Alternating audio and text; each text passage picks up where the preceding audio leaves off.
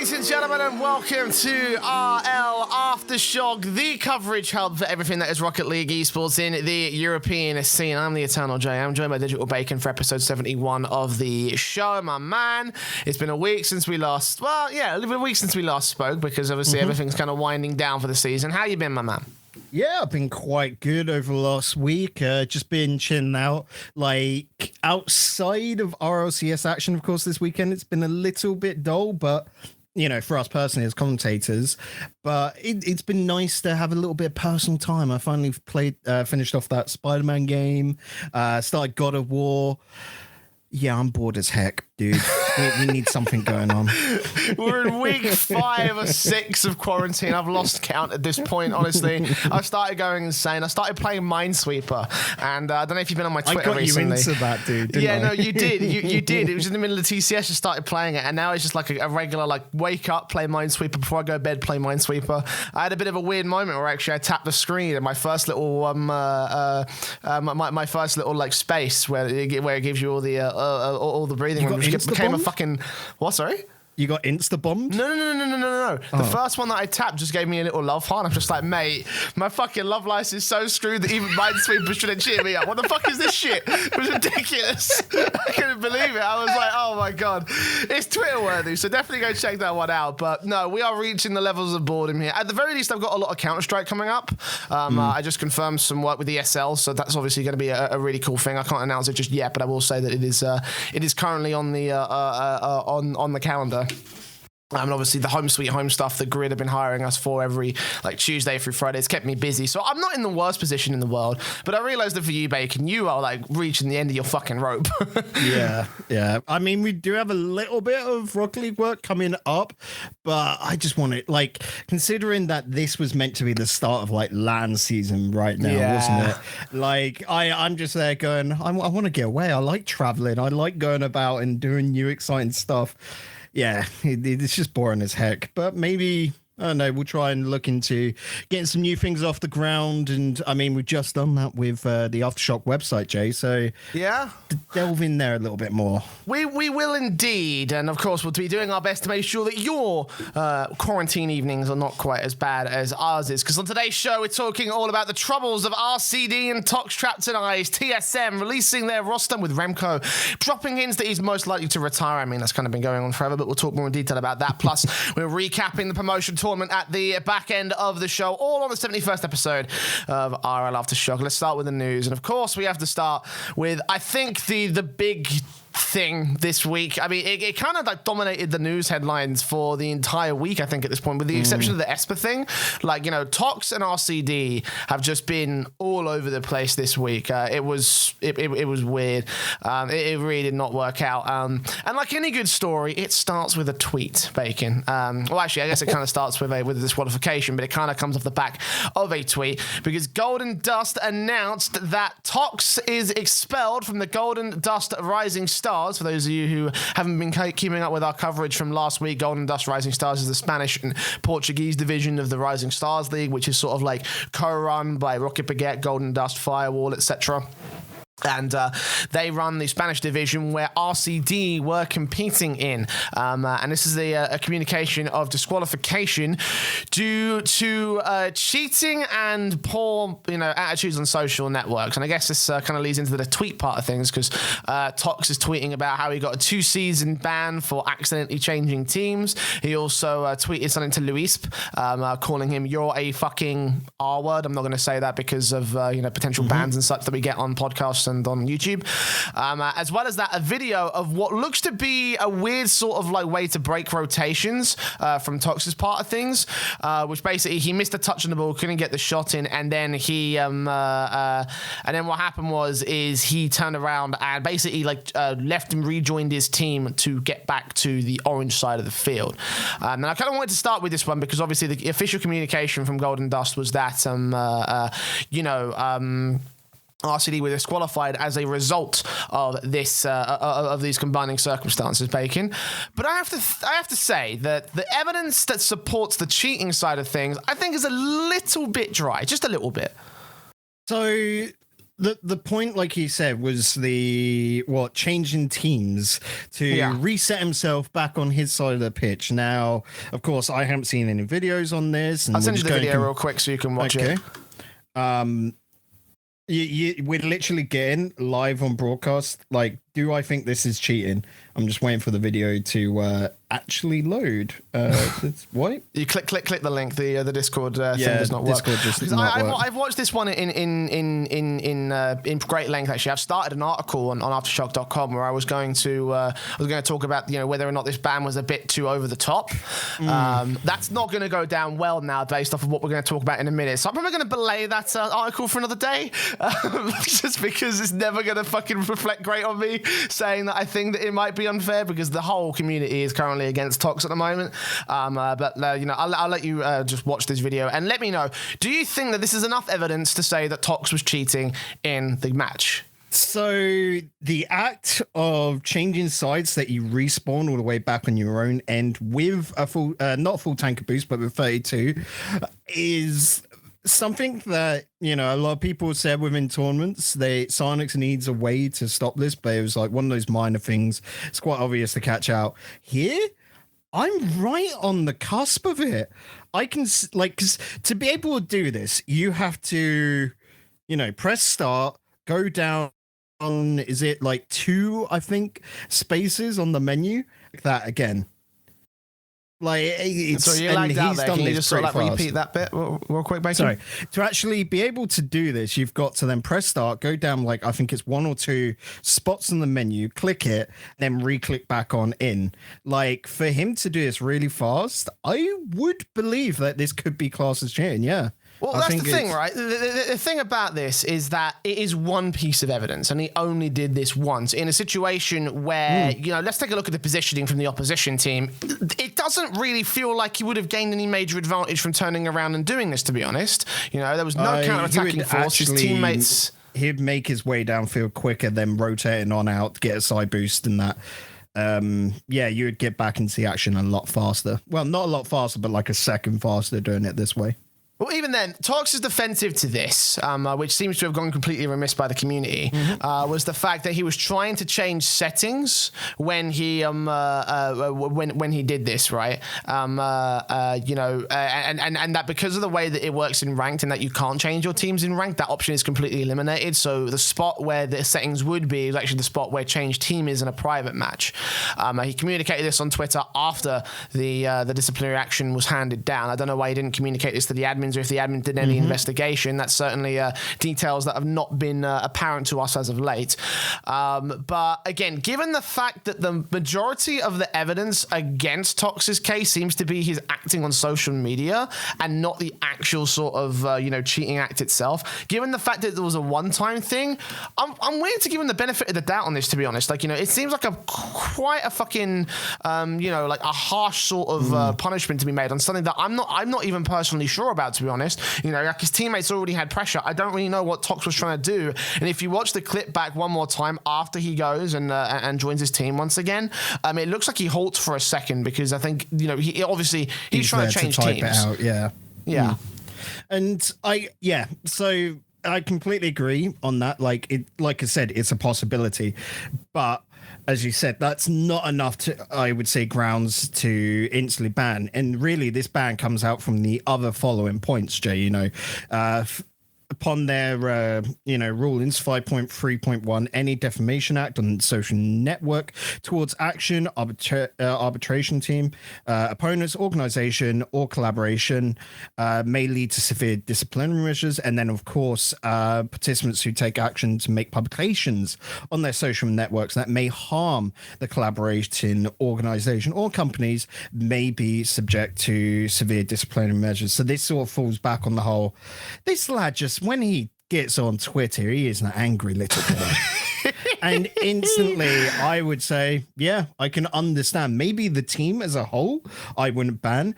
I would ban personally just Tox himself. Let the team keep going on, because his teammates weren't like that. Here's the thing. And then they just got to play with their sub continuing forward. Here's the thing, right? I've given enough shit to the bubble scene about being ungrateful dickheads, right? And I still stand by that. But I think that the idea of like limiting free speech because it might hurt you is a little bit, draconian. Is that the word for it, or is that No, Orwellian? you're right. Yeah. Yeah, it's a little bit too much for me, and I don't really agree with these rules. I don't know if that, obviously really. Within the rule book, obviously they are punishable acts, but again, this is pretty harsh for someone who just made a couple of tweets and then may or may not have cheated with very circumstantial evidence, which doesn't prove anything, given the fact that he's given his defensive, and his defensive seems to have been completely ignored from the RCD squad. And at the same time, RCD, it feels like to me, his teammates didn't really throw much of a fight about it. They didn't really contest it too badly. They didn't raise any disputes. So, for me, it feels like another one of those cases where, a rival series team just doesn't really care about Rising Stars. Very similar to the Sandrock situation, where they got disqualified for hitting too many penalty points, except in this case, it's actually violation of the rules. And this kind of led to, well, it didn't directly lead, but I think it was certainly a contributing factor to RCD dropping the team. It wasn't quite, again, the main press release that they made was very, very short. You can translate it very, very quickly. Says that, basically RCD are withdrawing from Rocket League as competition rights do not allow for stable and guaranteed growth from the team for its clubs, which is something you could talk about with fucking, something you could talk about with Rocket League as a whole. But obviously this came from a really, really big shitstorm on LinkedIn of all places, right? This was fucking weird. So I can't remember what his name was. Loria Fulch put something out on LinkedIn, tagged virtually everyone who is remotely connected to Rocket League esports, basically having a rant about the team as a whole. I didn't actually link this in the show, Bacon. I'll send you this on a quick DM so you can reread this. But basically he says, esports more than ever, and all the actors need to be up to the task. But when the players often experience not act within the principles they are expected to have, it must be the publisher who puts on the board that, above all, there are valuables, principles, and ethics that everyone should have and respect. Should be noted, by the way, I think this was a Google Translate article because I don't think Fulch speaks English. Yeah. So it's very, very weird, and the point he's trying to get to doesn't really make sense.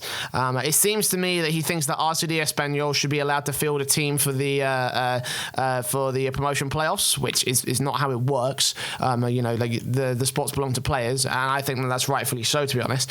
So RCD took the decision to drop the squad, and basically he went on and had a bit of a moan about it. And he tagged basically everyone who works on RLCS, Murty Shaw, or Shice, Josh Watson, who's head of esports, Eric Corell, even the CEO of Tencent, for some completely fucking reason, or the vice gaming manager, I should say, of Tencent, which makes no fucking sense because he doesn't do anything in relation to in relation to RLCS.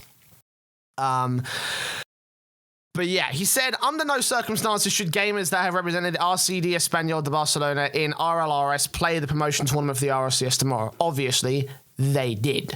And this kind of threw up a whole shitstorm about whether or not RCD would end up had dropped their players. It turns out the contract had expired like 13 days ago as of us recording this, and an hour before the promotion playoffs were set to go, the club actually just straight up dropped the team. What do we think about this? Because this whole fucking dropping thing is a complete shit show on every aspect from RCD Espanyol, in my opinion. This was handled very fucking stupidly. People from ESL were also subtweeting or sub-quoting the article. It was fucking weird, man. It's so fucking weird. I don't know what to make of this whole thing. So, just to put a little confirmation out there as well to a lot of people, RCD Espanyol have, near enough, like we said, with a lot of football teams, same to PSG in the past, and Barcelona currently, they contract out their name to another company, a little bit like we were saying with 11s and how that would run, to another company to run their esports division, basically as marketing. I'm trying to remember the name of the company off the top of my head, but it's something Esportia, something or other. It is a Spanish company. So that's what's going on. And as a sort of word from a lot of the people that know the guys that run that company, they're all a bunch of assholes and dickheads. No one really likes them, Jay. And so there's a lot of weirdness about that company and such with that, outbursts like this from this Loria Fulch doesn't really surprise me as much, and just feels more like a flash in pan, just like I said, outburst. Going forward, like, there was so many things, such as technically, because Tox is German, he shouldn't by law have been able to just sign this contract with RCD himself, as under 18s have to have a parent co-sign or, you know, a guardian or whatever. So this contract was pretty much not legally binding for him, and there's a lot of weirdness around the RCD contracts. And to, you know, the point here, their contracts clearly were just up into the end of the RLRS season and did not take into account the promotion playoffs. Now, to put out, like, under no circumstances should they have represented, should games that have represented RCD Espanyol de Barcelona, the RCD team, should play in that.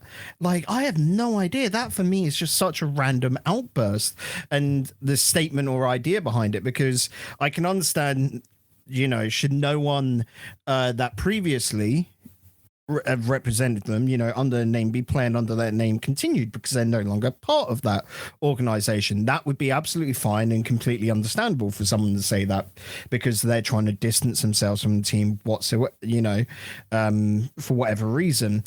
But to say that the team should not play at all makes no sense to me, you know? Yeah, I mean, I'm not sure if that's just a fundamental misunderstanding from Fulch about, you know, how esports works, because it's not like football in the slightest. And it should be noted, by the way, that he does not work for RCD Espanyol anymore. He hasn't worked for them since December, where he went on to work for Foment de Treble National, which is some sort of, like, you know, work building, essentially. Like, I don't even know what they actually do out there. But, you know, he hasn't worked for RCD since December. So, you know, like, I don't know why he's piping up and talking about this shit. You know, and again, I understand the reason why, you know, they shouldn't have RCD Espanyol be represented and have, like, the logos and the team name to be, you know, held by the club, because obviously, you know, given the behavior and shit that's happened recently, I don't see any reason why they'd want to have their name supported or sort of, like, you know, being part of what's it, like a fucking, you know, like being a part of the rival series when they don't even represent the org. So that's fair enough in that respect. But again, the players thing, like, you know, again, it doesn't come down to the organizations owning the spots in rivals in rival series or championship series. I mean, I hope it never goes that way. There's a chance that it can go, but I won't lie to you. It just, again, feels like either a fundamental misunderstanding or some sort of weird fuckery with contracts and another shit in relation to RCD.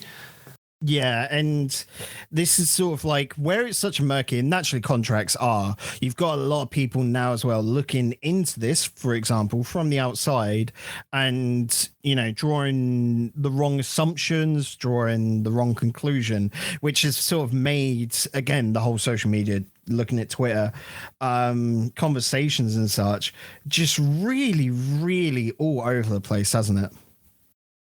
Yeah, absolutely, and it gets even more all over the place. After they got released, they went on to be known as Stonkers in the promotion tournament, and spoiler for later on in the show, they did not make it into the rival or the championship series. They ended up losing to Solary and Endpoint back-to-back. And they showed some, well, Tox in particular, again, to zone back in onto him, Tox showed some serious attitude on Twitter. Serious fucking attitude. It is not even funny. Like, this guy's ego is bigger than Flakes is at times. And this whole outburst from him on Twitter was just, you know, fucking ridiculous. Like, Bacon, you've seen the tweets, right? You've seen I mean, considering the amount of hate that he got for, you know, and he just got punished for Golden Dust, you know, and everyone's there going, dude, you can't be talking like that when you're representing an org. They, like, technically, I mean, their contracts are up, they probably didn't want to re-sign with RCD, but, you know, a lot of people are going, is this why you lost your contract, all of that sort of stuff?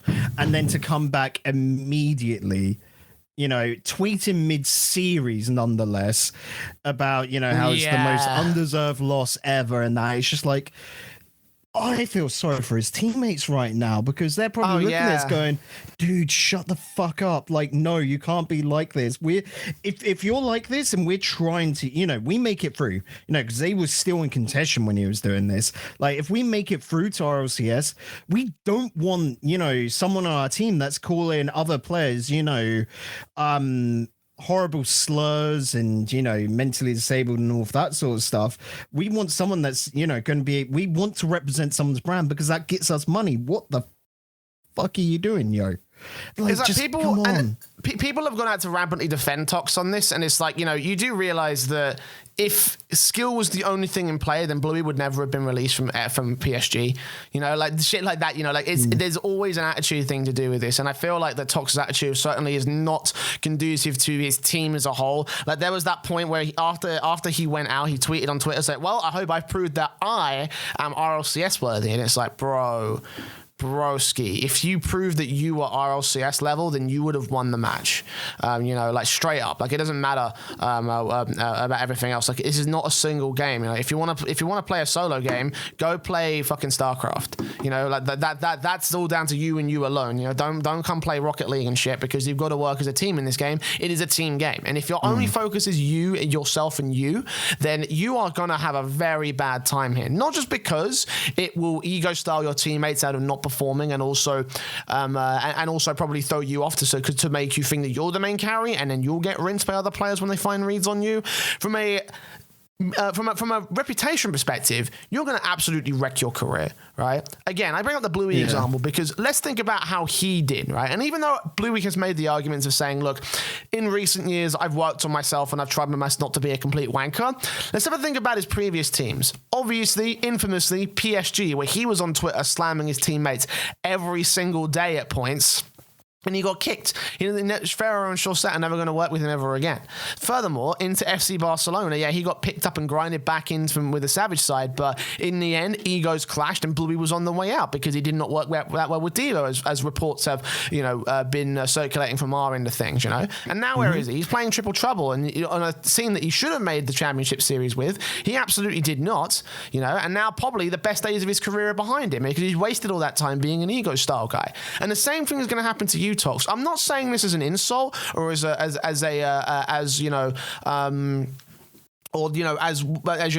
some sort of like insult or like, criticism of you. It's a genuine piece of advice because I don't know if you know about me, right? But for me, I have been in places where I could have been a fucking rock star, okay? I could have legitimately been a rock star, but because of me in my 16 years, when I was 16 years old, I was in a band and we got scouted by a major label, right? And I could have been in that fucking band going to be a fucking rock star. You wouldn't even have heard of me, Bacon. We wouldn't even be friends if my life walked the path that it did down there. But the reason why that didn't happen is because I ego styled my way in, very similar to how Tox is ego styling everybody right now. And I got wrecked. I got pushed out the band, and all those guys that I used to play with, they are all professionals in the music industry. Some of them played fucking Reading and Leeds, like that's fucking huge. For those of you in America, that's basically the UK version of Woodstock. Like it's a huge festival, and some of the best music artists in the world go to Reading. And I'm talking about Tox right here because, like, don't let that be you, homie. Don't let you be me, okay? Because you will fuck yourself pretty fucking hard, right? And you will not have a career in RLCS because it doesn't just affect you and your team; it affects you and your prospects. Singularity are trying out players. Honestly, you could have been on that fucking tryout list. Now, Godsmiller and co not Godsmiller, Nolly and Tho are going to look at you thinking, actually, I don't think we want to work with this guy because he's being a bit of a dickhead, And people look at it like that, right? So just a word of advice, mate. Don't let that be you. Just calm it down. Organize your Twitter game and don't ego style your way onto everybody because you're just going to make enemies. And everybody looks at you right now as if you're going to be a complete cunt, right? No pro player has looked at you and said, look, you've got potential or you can go far. Everyone's looked at you and said, go fuck yourself, right? And from a skill perspective, we can't criticize you because on the show we've had nothing but glowing things to say about you. I think that, you did perform to an RLCS level, but you didn't win the game because you're not respecting your teammates, and you're not respecting your teammates, therefore no one's going to respect you. And not only are you not going to make it in with this squad, you're probably never going to make it in RLCS now that you've gone ahead and done this. So I still think it's recoverable, because I think that people can change, especially in the rival series level, where if you're able to grind out and show a bit more respect to people, your opponents, your bubble scene tournaments, and of course, your fellow pro players, you'll be in a position where, you will make it to RLCS someday. So don't let that be you, mate. Let's see some changes coming around, man, because I really believe that you can do it. But I know for a fact that if you continue down this rate, you won't do it. No, it'd be to that point of, I think he's okay for now, but like if he keeps this up, that'd be him getting kicked from RCD. That'd be him having to try requalify through with, a couple of other bubble scene players, and then he's got to push once again. All that hard work that he's done this season would have been for nothing, And you just do not want to watch that, because the attitude is there, but yes, he probably has been so far, a lower end RLCS caliber player already, and that's his first season. We've already seen what RCD can do. So we don't want him to be fucking throwing it all away. Lad, just wise up, actually try and act mature, because that is a big difference. You look at all the big players that have been able to really show up. Like, just for example, Jay, we can say, look at Flakes and how he's handled himself this season. And he's sort of taken the best of both aspects. He's matured himself, professionally, but also trying to have that cocky demeanor whilst, playing with whatever car he wants, actually works for himself. So you've got to be able to take, your personality. If you're a little bit more of that saltier, more egotistical guy, sure, that's fine. But you've got to be able to do it in a professional manner, Absolutely. And again, it's just a word of advice, mate. It's nothing against you. I don't care about your personal attitude. I mean, it doesn't affect me at the end of the day. You can go ahead and block me. I don't give a damn. I'm blocked by a lot of different people. And I say what I think very indiscriminately. So, that's just what I'm thinking. And I'm telling you right now, you're going down a path you don't want to go down, and you're going to look back on your career and think, where the fuck could I have been? Just like I'm looking back on my music career now, okay? And trust me, you don't want that feeling. I fucking hate that feeling, and you don't want it either. That's the tragedy of RCD and Toxtaptonize here on the Aftershock episode 71. Let's move on and go to the next piece of news. Another team got dropped just prior to the promotion playoffs. This one was 24 hours prior, however, Bacon, so a little bit more of a moment's respite. TSM released their PUBG and Rocket League rosters. Interesting, actually, that they still have their PUBG mobile roster, which certainly goes to show. I think that says more about PUBG than it does PUBG than it does the actual team itself. But yes, of course, the main focus for us here is the Rocket League team that got dropped 24 hours prior to promotion playoffs. A lot of people have speculated that this is because they thought that TSM were not going to make it in, and then TSM believed that they weren't going to make it in. But Remco, I believe, clarified that, look, it's more down to the economic climate, really. Yeah, the economic climate and Rocket League's place more than anything else is what it seems to be. It seems to be more that the situation in terms of making money out of RLCS. It should be noted, by the way, that in terms of their history, TSM are one of those teams that heavily push for franchising and such. So they are no strangers to the idea of trying to get franchising in all the leagues that they're in. So the fact that we haven't seen it in Championship Series doesn't surprise me. At the end of the day, I'm not too fussed that they're gone because of that reason, because I don't think franchising is the right way to go for RLCS.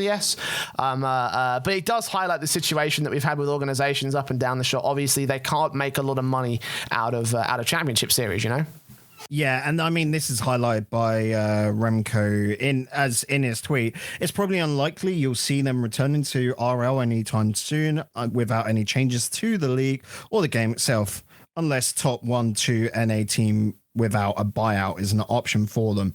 I'm not sure if that's 1 or 2 or top half NA team. I'm not sure what that means. I'm not sure if that's what he's talking about. But I mean, top half would also be valid, but that again comes down to the point of I'm looking towards Ghost there, and it's a possibility. That comes into two things. Like you said, there is the whole TSM, like a good franchising system, because it's a little bit safer for them and means that they can go to investors a lot easier. But at the same time, you've noticed with TSM, they've been making a lot of push to try and move everything stateside, haven't they? With their business structure.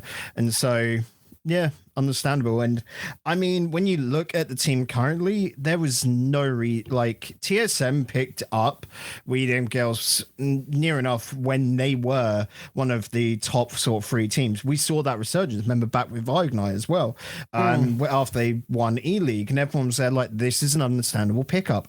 But straight after that, they started bombing hard, and everyone was there going, how long in TSM? Are they going to break contracts early? And I don't know about you, Jay, but yeah, definitely, I'm surprised they stayed within Rocket League for that long, without breaking those contracts, as TSM are near enough a all or nothing. You've got to win it or you lose it. You like anything below top 2 is a bit of a disappointment to this team, because they've got such a big name from their history, haven't they? Yeah, absolutely. And again, the fact that they're not getting what they wanted, the fact that they're not getting the situation under control in terms of the franchising stuff doesn't surprise me. The fact that they've decided, hey, we're actually going to go ahead and bail, because, you talk about TSM, obviously they've dropped the PUBG roster, and that was also a very similar sort of thing for them. They don't want to get involved in PUBG because obviously the fucking thing is non-franchised. They're not making a lot of money out of it. Like, their revenue sharing stuff is abysmal in games like PUBG. TSM, they're out of that because they can't get that control. And I think it's not the same sort of thing for RLCS. I think that it's the revenue share is slightly better, although we don't have official figures to confirm that. All I have is the circumstantial stuff that I know right now. But for TSM, they're the kind of team that will only return if they can get a franchise spot. They bailed on Overwatch quick when they realized, hey, we're not actually going to get a franchise spot. The only team that they have that isn't franchised, I believe, is their Rainbow Six team, and even that has questions surrounding it as far as I last remember. And there's also been intimations that TSM are going to rejoin Counter-Strike, for instance, because obviously Flashpoint is a thing, and that is a semi-franchise league. And in fact, they were going to be one of the founding members. They couldn't field a squad, as far as my knowledge is on that respect. So, for TSM to drop this team, from a business perspective, it makes a whole lot of sense from me and what I know from this squad. Or does it make sense from a performance perspective as well? Absolutely, it also does. TSM have been terrible in Rocket League for a very, very long time. Like, I struggle to think of a moment where they really had like a really good sort of like finish at a major tournament with, like obviously promotion, playoffs and such, aside, because this team, they've gone to LANs and they've finished out in dead last in group stages at stuff like the Dream Hacks from last year. It was Dallas is the last time they actually really had a good performance, and that was in that second place position where they couldn't even finish off the job. Even then, you take a look at all their performances ever since TSM picked up this team, they've been on a fucking just downward spiral, And that was it, like that sort of resurgence last year. Like you said, we will bring up Dallas. That was June of last year. That was, for me anyway, the last time the team looked good. Don't get me wrong, it was Montreal. They did make it fairly far. I want to say it was the match before you qualify for day 3. But still, when you're an RLCS team, that is your minimum bar to get to that 9th to 12th spot, because you're going up against the NA RLCS teams as well. So that's fair. But realistically, you've got to be gunning for top 8 at the very least. And they were only able to do that realistically once. Season 7, they just scraped on buys. Last season they just scraped on buy, I think, with it was the safe spot, wasn't it? Last season they actually ended up in promotions tournaments as well. And you just look at this and go, TSM was never the team that it sort of was meant to be, to the point where I can remember when Ignite was booted, and the following season they had a bad season, and Remco even put out maybe Ignite was the one that shouldn't have gone, maybe it should have been me. And everyone's looking at it going, maybe it's all, hindsight's 2020. Who knows? It could have changed around if it was him that went, or Metzer, whatever. Like, you don't know. You can only ask that question, and it just comes down to this team just could not evolve to the current meta of Rocket League. Does that come down to all the players? I think it sort of does. The old guard, you're seeing right now, Jay, this very pivotal point in Rocket League where the new players are coming on through and very few OGs are able to hold on up. To the point of, you said that for the past year or so, making I don't know how plausible that is. No, it's even proven its point right now.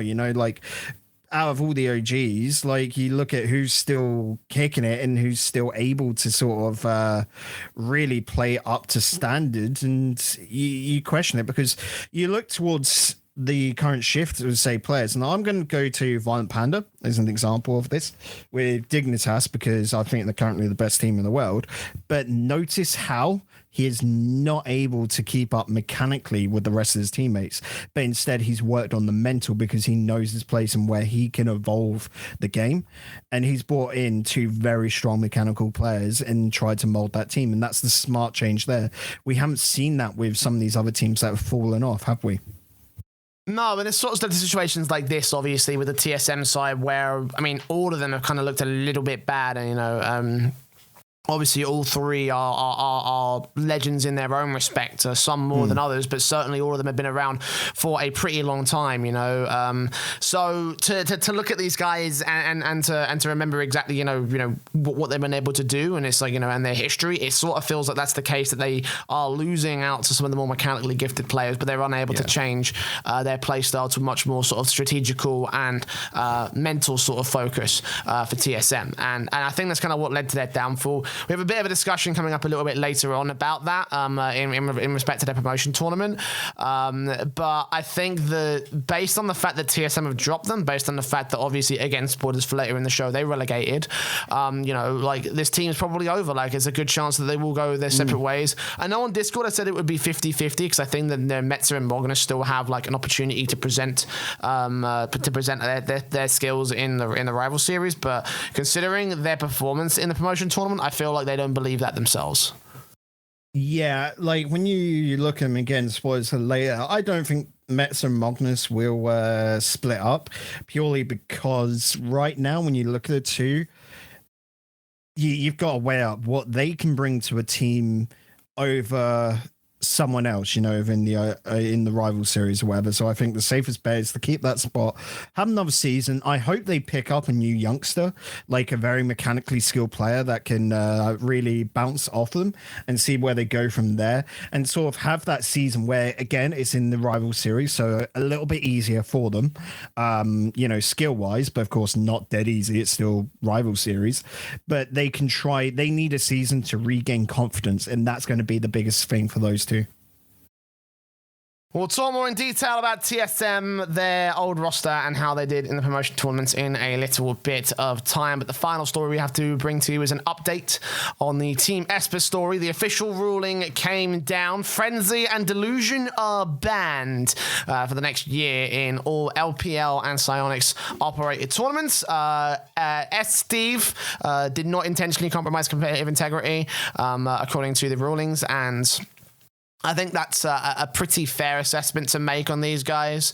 I think it's a good idea, obviously, to give them some sort of punishment because they did intentionally throw Game 5. There was a thing put out on the Score Esports implying that Esper threw intentionally to deny Renegades a chance, and I don't think that's true. I feel like this is a case of a team that just got tilted and didn't give a fuck because they lost their chance at playoffs. And I think that should come with its own sort of set of punishments. I feel like, again, similar to the Tox situation, the punishment is a little bit harsh because it is a full year ban, which might cut them out for 2 seasons, which probably would end the career of Frenzy and Delusion straight up and out. And again, I'd hate to see that for any pro player because I know what that's like in the terms of the IY Power guys from CSGO. And I don't think it's a case of, they intentionally threw for money or for the sake of a better standing for them. They just threw because they didn't give a shit. which I mean, it should be punished absolutely, but again, I think that maybe the stamp down, the ban hammer came in a little bit too hard. I completely agree with that. I think a 1-season ban would have been the right call here. A lot of people saying there shouldn't have been a ban. You should have fined the money, whatever, from the winnings. And for this sort of thing, where especially in OC, where Rocket League is not a valid career for that region. There's just not enough money in it.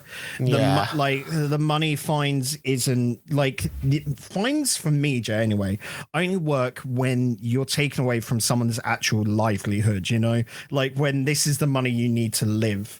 And so a fine there, again, wouldn't have hurt them enough in that sense, but also at the time, it has to be severe enough to really detract people from, just giving up, essentially. And that's what happened here. They just gave up. It wasn't, like I said, I see no reason for them to have thrown to try and give that spot over to a different team. So it just comes down to a whole year. It feels very harsh and severe compared to what we've seen in the past. And I guess that's just Psyonix's way, because it would have been the call from Psyonix to make sure that this never happens again, because everyone else is now going to be looking at this and going, shit, I know I cannot. I've got to give it my all. And I think that's what Psyonix was hoping for from this. Now, again, they've just had to pay the price, but it happens, It's horrid, but it happens. I also want to add to the point, obviously, is that Rocket League Oceania also followed suit and mirrored those bans for Delusion and Frenzy, which I think is, again, a bit much, all things considered, just because, at that point, they've got nothing else, and in the end, considering these guys didn't throw for compromising the tournament itself and literally just threw what was essentially a rage quit, this is a bit much, guys, so, I understand why that because RL Oceania would do that, because obviously they want to get into good books with Psyonix. But if I was the guy who was making that decision, I'd be like, no, actually, let's give them a chance to prove themselves, in a context outside of the championship series, because everything is the because championship series is everything. RLCS, rival series, all of them. It's basically the fucking the be all end all for Rocket League esports. And if you're banned from that, there's nothing left for you. There is nothing left for you. And if you get rid of the only other thing outside in the bubble scene for that player, for those players as well, they're done. That's it. Frenzy and Delusion are done. They're never going to come back because of the fact that we've decided to echo this shit. And again, I think that's a tragedy, because I don't think that it's the punishments in tow are that harsh or that they are that justified, in my opinion. Again, punish them, fine them, season ban, fair. Okay, that's all good. But a year ban, plus the fines, plus being made barren by the rest of the OCE scene, it's just a bit much, These guys didn't do much in terms of the grand scale of things, It's a fucking meaningless game by the end of it, Yeah, and the thing I take from that is going back to Christ. We're talking season 4. Was that the first or second season? I think it was the of RLRS. Remember when Naventic had that whole debacle with swapping in a player and they got disqualified from the RLRS, and upon that, Rival Esports, or I think back then they were still under PRL, banned the team as well, and all the players following suit with the Psyonix bans. And it's just, I want to say it's got to be good practice when you're trying to partner with the developers of the game who own all the rights and you want to get work from them. You're just sort of following suit to try and keep, I guess, competitive integrity with it all, Jay. So I can understand where RL Oceania is coming from, but like you said, it feels super harsh, because now for a whole year, these lads in what is already an anemic scene have got jack all to do. And like you said, that's probably the end of their Rocket League careers straight off that, because, well, do you ever see a player come back from a year of just not being able to do anything competitively at all, No, you don't.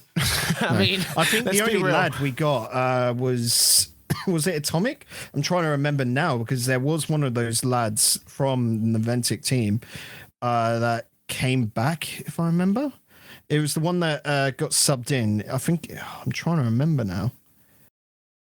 I'm gonna quickly go look that up, but I think it was Atomik who subbed in and played for them, and he was too young to play for the side, if I remember right. Well, that's because age is on your side in that respect. In the case of being at the top end of the scene, playing on someone else's account. That was the big debacle for that one.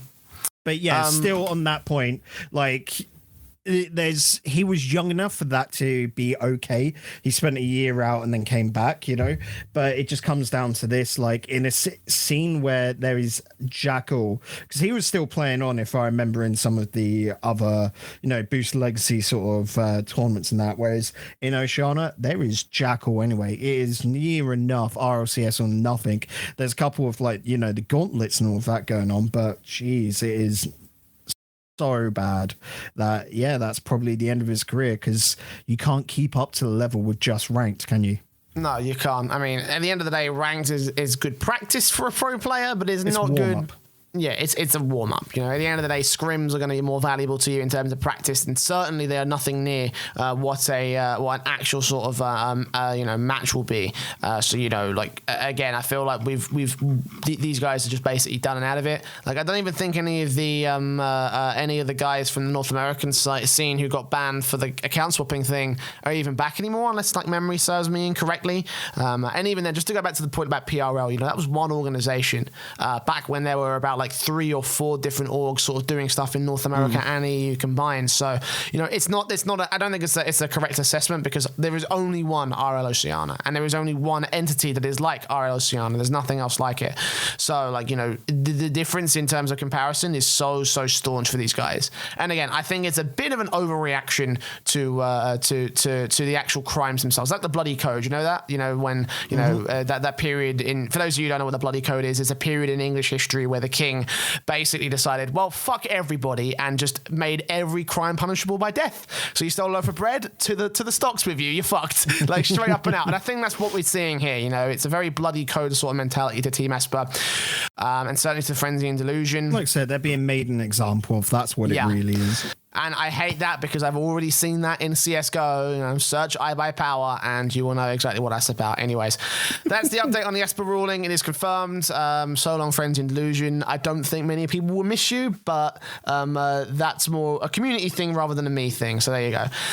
That's our news for this week. Hopefully looking forward to another good week of news. Certainly a lot more than I was expecting, to be honest, and certainly propped up, I want to say, by the RC and Tox thing. Yep. But we'll move on from that into the mailbag. Of course, if you want to send us a question or a topic that you want to hear us talk about, you can do so on the mailbag segment of the show in the Discord, which is in the show notes and video descriptions of every single episode of the podcast. Go click that link, go join our little community of 60 odd people, which is growing rapidly. There is a mailbag section in the text chats, which you can send a question, and chances are we'll answer it live on an episode of RLAfterShock. Only one mailbag question this week. It comes in from John, aka Always. And he asks, Yukiss, Atomik, and Emre, going under Magnifico, have won 3 Nice Cactus weeklies in a row. How do we feel about this team, particularly Emre, as he is a player that people will be least aware of? I guess it's as much of you a question, Bacon, here, but obviously, for those of you who are well in tune with the Rocket League scene, you'll know Yukiss and Atomik. Emre has certainly been on my radar for a little bit, because he has been subbing in for a couple of really big teams in the bubble scene. So let's start with the Yukiss and Atomik side of things, and then go on to Emre last. So, Yukiss, of course, you remember from the Beget squad, and the one that actually left, let's say, prematurely to the end of the season, due to the team not performing to what I would imagine is his, requirements. Level-wise, we'll say he was not happy with being near enough the worst team in the RLRS. So off the back of that, he's gone out near enough straight away and looked for this new side. And what he has formed is he's formed up a team mixed of a very strong, already sort of established Spanish player in Atomik and this up-and-comer Emre. And for me, Jay, we look at this squad and I'm looking at going, yeah, this is the sort of first newly formed, let's say, RLRS contender for next season. That, a good stable choice for the bubble scene to maybe go up next season. But the problem is, for me anyway, that it's the first. We're just, as of today, as of this recording, this is the first day of off season, technically, isn't it? For RLCS. And so this team is going up against everyone else that is near enough. If they're already an RLRS player, they're a throw together team doing it more for fun, or you're looking at other bubble teams. This for me is like that first contender for next season, but that's purely because no one else is sort of thinking that far ahead. I mean, you look at Rocket League as a whole, no one really forms their RLRS teams until signups are announced anyway, because players don't think that far ahead. But it still goes without saying that it's a good team, but I think they're just not really being challenged yet. The runner-up team to that, Stonker, Gooch, Petrick, and Labyrinth, it's a decent side, but even then, I can't see them making RLRS next season. I mean, here's the thing, right? It's very early to tell because there is a lot of time to go between now and the next season of the rival series play-ins.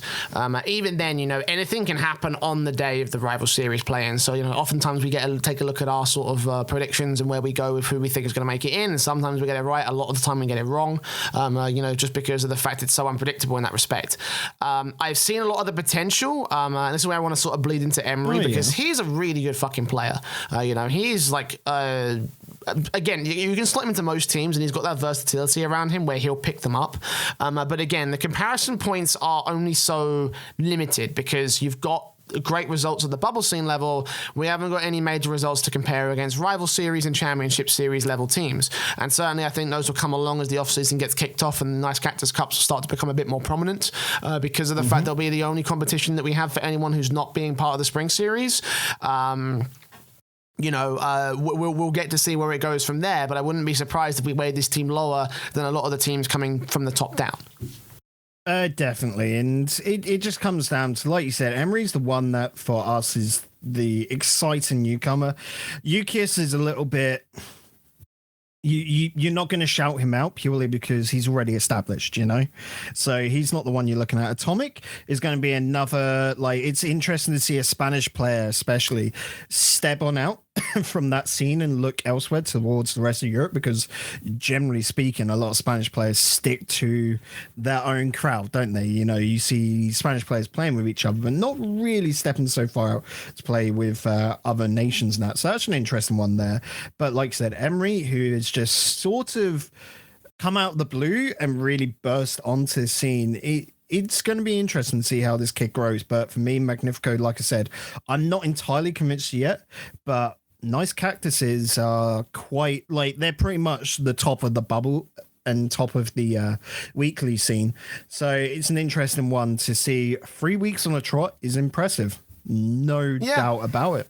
No, it's good, man, and I'm excited to see how well they'll go, see how far they can extend it. But again, you've got to consider the talents they're up against. The second place team that they had was Stonker, which is Gooch, Petrick, and Labyrinth. And while I have stock in Gooch, I don't have them in Petrick and Labyrinth, for instance. That's just some sort of examples just to throw out there. And while again the talents have been pretty decent, they managed to somehow place higher than Super Mode, who obviously are the big team that we're kind of watching going into the off season and keeping our eyes on how well they'll do. Again, those talents are not comparable, I don't think, to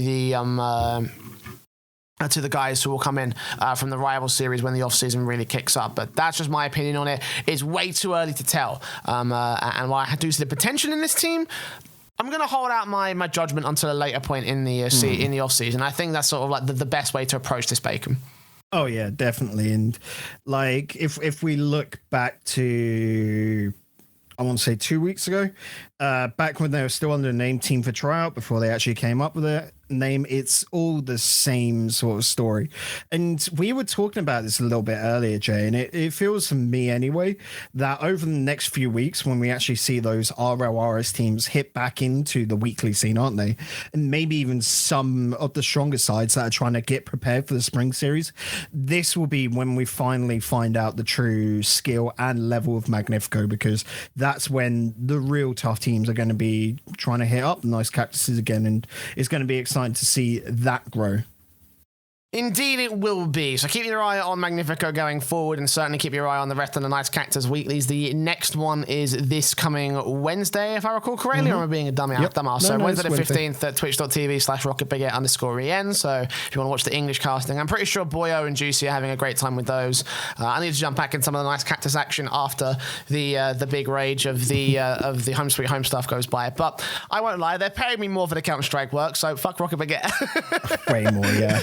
It's what it is. I mean, when you're getting paid enough to, I don't know, the difference is going down the shop and being able to buy a few packets of biscuits compared to... Let's put it this way, right? Yeah. My rates for some of the bigger Counter-Strike tournaments I do rivals the rival series casters in studio, okay? Let's just set the bar in terms of the actual money that kicks around in Counter-Strike. So I don't blame Rocket Baguette. Like, fair play to them. They can do what they can afford to do. They've got. That's it. Yeah, they're doing all that they can. So, you know, like, I love you guys, and I'll come back to work for you eventually, but right now I have to pay the bills, so sorry. But again, keep your eyes on the Nice Cactus Cups and the weeklies, and the Rising and Star League Cups, as well as the Rising and Star Leagues. We haven't got coverage for those guys this week because not a lot has happened other than just confirming the results that we already knew. The playoffs are set to begin in a couple of days, if I recall correctly. I'm not sure specifically when those are going to happen, but I do know that at least for the matches and for the setups, they are set to go from the 6th through the 25th, which is a bit of a weird one. But we'll bring you all those details and all that information as and when we get it. But for now, we're going to move on away from the mailbag, which again, you can go ahead and contribute to via the show notes and video descriptions. Follow that Discord link, join our little Discord community where you also get updates on all of the articles we're publishing, the promotion, the pick and prediction games, which of course be running every single season and for every single major LAN. Plenty of stuff going on, a lot of good shit. So again, that's the Discord link in the show notes and video descriptions. Right. Let's do our tournament roundup, and of course the big thing this week will end up being the promotion tournament. 4 teams took to the stage to try and promote themselves to the RLCS for Season 10. Solary, Endpoint, Karen, the Stonkers, all these teams, 2 teams that you should be able to realize, and then the other 2 actually the Ex-TSM and Ex-RCD squads. So, you know, beautiful memeage coming through, but it looks like Karen will not get to see the manager today here, Bacon. I guess we'll start there. In terms of the in terms of I just to say, by the way, I fucking love the memeage of these guys. Even though some of them might be on the verge of retirement, they are still having very high spirits in their own regard. But we do have to talk about the Ex-TSM side, because they are... I'm going to sound like an absolute dickhead, considering what Remco tweeted recently. We'll come to that in a moment. But they looked fucking dreadful. They looked fucking dreadful here. They just... It looked as if they had spent the last week playing Valorant, or Valorant, sorry. In fairness, Bacon, we have spent the last week playing Valorant, no, so everyone has, but that's part of the joke, to it. But it just comes down to that. It just seems like when they got onto the pitch, I mean, that first series up against Stonkers, yikes. Yeah. That is not pretty. That was off. That was the thing that kind of made me think, oh, fucking hell, here we go. Because this... there's a difference between losing to Stonkers and then losing to them 4-0. There's a difference between losing to them to 4-0 and then losing to them 4-0 while getting no goals in 3 of the 4 games and 2 goals total in the series. This Karen side played fucking dreadfully. They truly played dreadfully. And I think it is, again, just another chapter to the conversation that we've had about these players, and that they're just coming to the end of their careers at the end of the day. They can't keep up. And they really struggled at times with that as well. I just don't know what else to say, mate. It really did not have a very good fucking time. So... You're saying they're coming towards end of their careers? I think yes, for Remco, he's already pretty much put it out there. I don't think for Magnus and Metzer, like I said, I think they need another season. Magnus, let's just say, is definitely not washed. I think he's still got lots of life left in him. And Metzer, I think, just needs, after near enough being pummeled for so long, needs a little bit of a resurgence. So RLRS will be good for this team, I think, next season. I think Metzer needs a refresh. I think he just needs to go back to formula. take a look at Ignite. When he went down to the RLRS and had to play through, how good did he look? I mean, this season he's looked only okay as such, but I think Metzer needs that season at a lower level to be able to really reclaim his form. He needs, like I said, confidence is so big in Rocket League, and when you're playing at that highest level and not being able to play at it, you can just be there going, I'm trash, because again, all players that achieve RLCS expect themselves to be playing at RLCS. And realistically, when you look at the number of players playing Rocket League, number of players trying to make pro, it is such a thin margin to make, you know. So when you can go back down one division and a lot of the pressure is alleviated from you, well, that just makes life so much easier, and you can reclaim your form. You can refine it, or maybe even work on some new tactics because it's at a low skill level. So new team formations and, you know, new strategies do work on out, and you can really find that resurgence. Yeah, absolutely. And I think that... you know, for him individually, obviously, I think that he needs to find like some sort of refreshed playstyle. I don't think the Magnus Metzenaris combo worked this season, and in part of that was down to the fact that Metzenaris was not the same Metzenaris we saw back when they last teamed together on Complexity. And like, I don't know what he needs to do individually in terms of like, you know, changing the mental game, but like there needs to be some sort of change from him, because even though I did rate him coming into this season, coming out of the season, I think he's on a serious slump, like a bigger slump than we've seen from most pro players who have been relegated before. You know, like we saw, you know, several different teams who had dropped down, they still made the comeback, and obviously most famously the Complexity side, for example. But just seeing the level that Metzer played at, I think that even if he goes into rival series at this kind of a stage, in the way that he was playing in this team and in this tournament, in the sense that, you know, he decides to stick together with Magnus and they keep the rival series spot, I genuinely believe that they are going to stay in rival series at best if he keeps playing on that kind of level. So it's no longer like, and I completely back what you're saying there, Jay. It's no longer the days, can you remember back to Fnatic, where they were able to easily, season after season, bop up, bop down, you know, between RLRS and RLCS? No, that's just not possible anymore. You look at the bubble scene and that jump into the RLRS level, and how players, depending on the day, sometimes, yes, can really challenge up against those lower RLCS teams. I mean, when you look towards I'm just going to use the European Invitational. You might hate me for it, Jay, but where RLCS teams don't bother looking at the RLR teams and come in absolutely shocked, they can get trounced. And it just comes down to, you know, a lot of Rocket League comes down to good preparation and knowing what your opponent's going to do ahead of time, because everyone has a certain play style, you know? And so when you look at this, they should be able to go down. Yes, the pressure's off, and yes, they'll be playing with that new style. So I'm hoping they should be able to do a bit damage, but they're going to have to show something new if they want to get back up to RLCS. And otherwise, like you said, they're going to be following what I think is a pretty similar story to Triple Trouble this season. You know, just good RLCS players, but not looking to strive to that next level. They think they're a little bit too complacent, you know?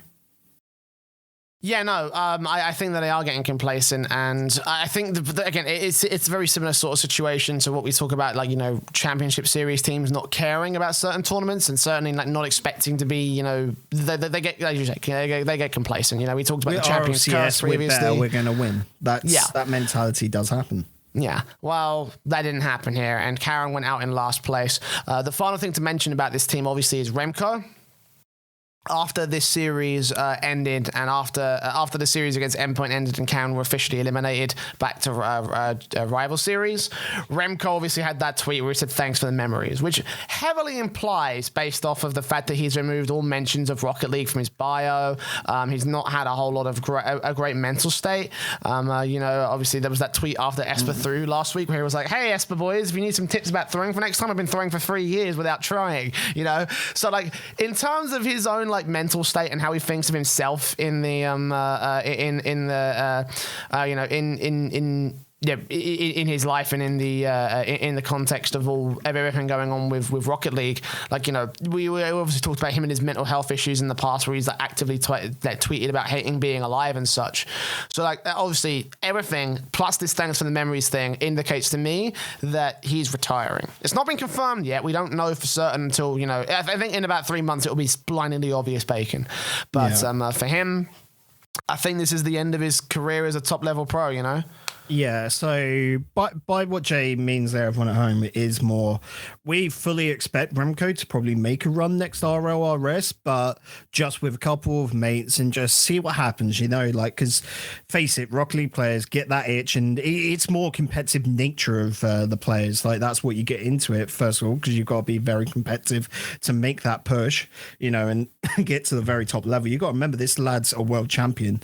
So we expect that from him, but you know, if he gets into RLRS, all good.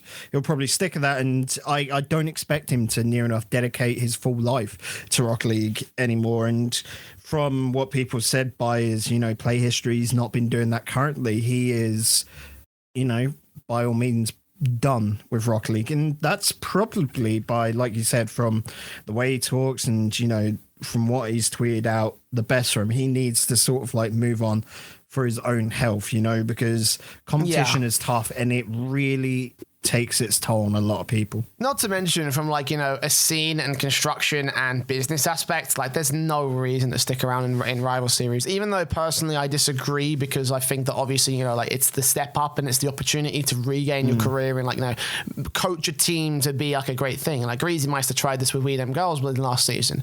You know, I think that that's the opportunity that presents it to yourself if you're a veteran player. And I think that Remco could contribute a lot, considering the fact that he's a former world champion and probably the reason why we even have Turbo Pulsar today. You know, like we talk about stuff like this and it's like Remco's got a lot of great experience, but even then from like a salary and money making potential, like a career path in the RLRS, there's nothing there. It's a different type of risk to be able to go that way, and a different type of strength and well, bravery in its own sense to be able to stick around, because for a lot of people, like, you know, by his age and all of that, he should be finished with university, should be able to move on and actually start what most people would deem, you know, a normal life, a normal career path and all of that. And for a lot of people, like that, you know, makes sense. It's the safer thing to do, because you got to think like that you sort of do have the same with regular sports, a timeline. You've got a certain point where that it's over, it's done. You've got to try and achieve so much in so little amount of time. And for a lot of people, that, like we said, does take its toll. And realistically, you've got to look to the next thing afterwards. I mean, at the end of the day, I think Remco can be happy with the way that he's done, with the way that his career has gone. Career. You know, like he's so decorated. You know, you got to think about his you know, his you know, the shit that he's done in the past. You know, with Northern Gaming, obviously was one of the key things he made. You know, season 1 LAN finals came 3rd place. Season 2 LAN finals he came 3rd place again with Northern Gaming. It was season 3 where he went on and won the whole fucking thing. You know, and even then he's contested at RLCS level ever since. You know, he's been part of basically every single RLCS season, which I think is part of the great tragedy of the storyline, is the fact that for 9 seasons we've seen Remco, and now we're probably not going to see him again. Again, I'd love to see him have the opportunity, but I'm going to sort of like level some fire at Psyonix for this, is that, you know, why can't we bolster the scene to allow guys like Remco to continue on? Not as a world champion, not as an RLCS level talent, but as a guy in the rival series and in the bubble scene who coaches players up to being championship series level teams, you know? Like, I think, imagine if Ixo and Breezy, for example, took on Remco instead of Greasy Meister, you know? Like, let's think about the experience that this guy has, you know? Like, imagine the kind of like things that he could bring to that lineup from like, you know, from a mental game and sort of like coaching aspect. Like, it'd be fucking, I think it has a lot of potential still, you know? Like, we've been saying it, like, there needs to be that sort of 3rd tier within Rocket League, and just this pick is up the Star League. Just pay Rocket Baguette essentially, a shit ton of money and tell them to run the fucking amount. Star League and promote teams from Superstar League into the rival series. It's a brilliant plan. It's so easy to do. Psyonix, please. Okay, come on. But the reason why we say that is purely because this is all part of like a timeline with every other fucking esport there ever has been, where at this point you're like we say, the OGs, the very top level players, are starting to really fall off. Like I said, we're in a transitional period right now. So that's where those top players, if they can still play, but unfortunately, can't keep up, near enough move and become captain roles down in the RLRS, or they take on coaches and sort of form teams, towards that sort of level as well, even going into that third tier. Or you see them, and one thing that we don't get in Rocket League is more academy teams as well, more like sister teams. And you get that in everything else where it's more like, not necessarily, you can have different orgs, but they go with the main mindset of, the bigger orgs, let's just say, looking towards... Let's just keep with Rocket League. Let's say Dignitas goes, okay, we want to hire just another name because they've been in Rocket League, wouldn't happen, but let's say Copenhagen Flames to make this third tier team. And their whole goal is we give them a little bit of money so that they can bring on and manage this team. But they're just trying to harbor, talent that we could potentially pick up for our main team down the line. And you see that within other esports, don't you, Jay? And it's just not happening in Rocket League, because there is not that third level there. There is no room for new talent to come into Rocket League, bar 4 new teams each season. And that's I'm happy, 4 new teams each half year. I'm happy with having 4 new teams each season, but I think that it needs to come I think it needs to come from somewhere rather than just having a one-day performance that gives everybody their opportunities as they go. Like I'm happy with the promotion playoff double elimination system. I'd like to see it take place over the course of a weekend though. And again, I'd like to see a third division behind RLRS. That's not a one-day play-in with some open qualifiers. Like, come on, this system's outdated beyond belief. And again, it's so easy to do. Just pay Rocket Baguette to implement it into the fucking tournament. Rocket Baguette, is it Superstars? Because all their names quite similar. The Superstars, I think it is, where they combine all the different nations and put that into one. That is your playoffs right there. That is your route into the RLRS top 4. From that then goes on, and again, you keep the money. You can give it one big actually make a finals. You don't cut it off at the 4 teams, but that's purely from a money standpoint, and that is the way we want to see Rocket League go. We've been saying it for so goddamn long. I mean, this is a slightly different format, but the same basis is still there, isn't it? Yeah, and again, it's not just adding a third division in Superstar League. You also got Star League with all the regional stuffs, and then the Rising Stars below even that. So technically, you're investing in a fucking 5th division as well. It's so easy. It's so easy, and you don't even need to fund that much. Just give it a small prize pool boost and let Nice Cactus continue funding it. And there you go. You've got even more sponsors at a lower level. It's like Vanarama in the fucking, in the fucking National League. So for me, what is so exciting about the prospect of Star League, especially here in Autumn, is that the national sort of routes on in are so much easier for sponsors to get behind teams, because it's with every single company, they sponsor towards their own company. You rarely ever get companies that are looking, that would be looking at this level anyway, that can sponsor out to, Spain, France, Germany, England, all of those together at the same time. But you get a Spanish sponsoring the Spanish team, it's a lot easier. And so you're trying to back it that way. And then if you've got players that don't want to be 2/3 from the same nationality, they want to go let's say Magnifico, which is French, Spanish and German, well, they've got the Europa Rising Stars, which is anyone, which they can fit into as well as their own, if they wanted to go a national route with 2, say, Frenchmen. So that's why this is so good and all encompassing, and is a great little route on into the RLRS. And I hope that at one point, not even at one point, soon, by the end of the year, Jay, I think this needs to be done. So no expectations for next season, this being the route into next season, but the season after, I'm hoping anyway, that we do get this picked up. And that would not only inspire the talent to sort of like, a direct path to the pro scene, I also think that it would also inspire other, organizations to get like sponsors in at a lower level. I think that a rival series would be boosted up to the point where it would be plausible for someone like Remco to go down to that level and have a sustainable career down there and to continue to foster a growth talent. Have orgs actually like fully sponsoring those teams. Yes, because exactly. there is also security there.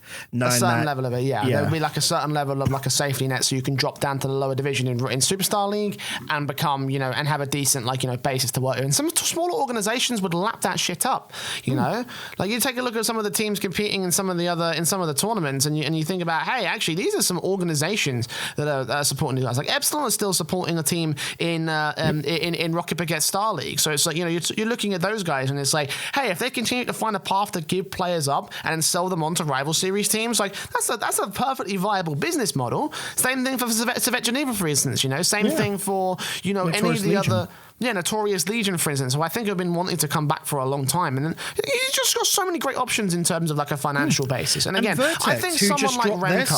their side, would have kept in if there was, which there is, with the Rocket Baguettes, the German sort of league, they would probably kept on to that roster knowing that, okay, we've dropped out of the ROROs, but our team's still, you just move into the third division, we'll give them contracts up until the end of the, the plans so that if they don't make the RLRS, we'll just cut it there, but it's a lot easier to follow that sort of mindset because there's always a next thing down the line. Currently for teams like Vertex, there isn't a next thing down the line for another 4 months until September, so there's no point them having a team because there is nothing for that team to play in.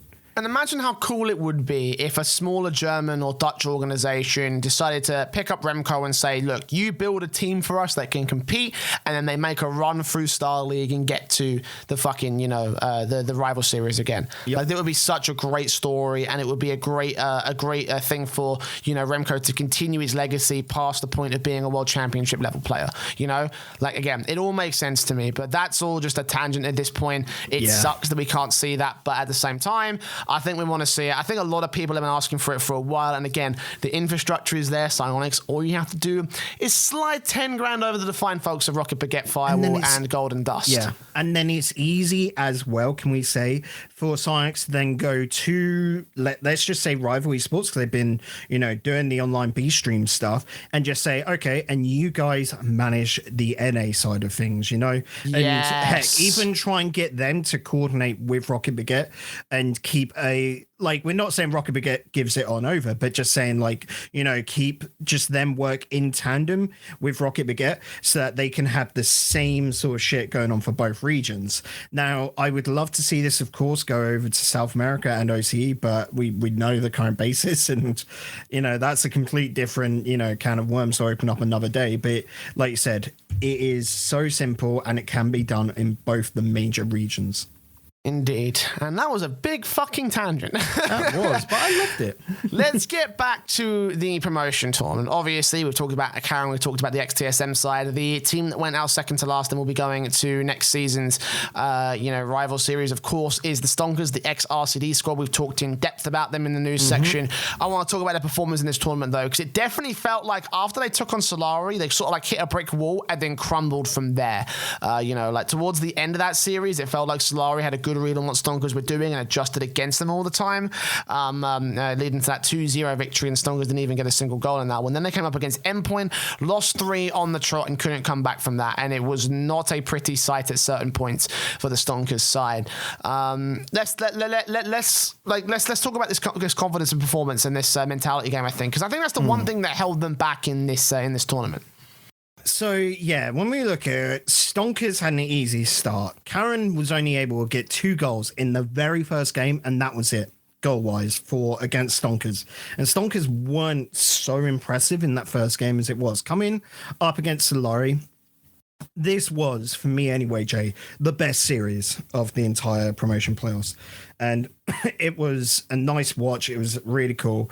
But yeah, you could see as soon as this dropped from Stonkers, where they thought, and I think this could be partly overconfidence from the team, when they dropped down to losers finals, they just weren't ready to pick it up. And this comes down to just going to have a little, I guess, slight tangent to a little bit later with the Endpoint. There was a great little interview afterwards where they spoke to Eclipse, the coach of Endpoint, and how after their Endpoint's loss, and a heavy loss to Solary, they had to go away and think about, what do we need to do coming into the next series and all of that. To me, it feels like Stonkers didn't do it. They just went, it was a loss, but it was a fluke. We'll go into the next series absolutely fine, and didn't utilize the, hour break they had between until the next series.